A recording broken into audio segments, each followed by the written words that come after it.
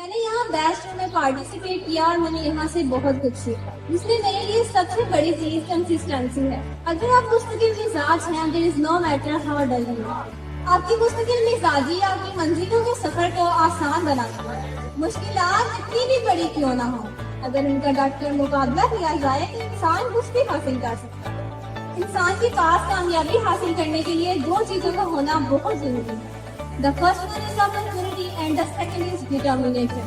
اگر ہم پختہ ارادہ رکھتے ہیں لیکن ہمارے پاس opportunity نہیں، موقع ہی نہیں ہے، then how can we get success؟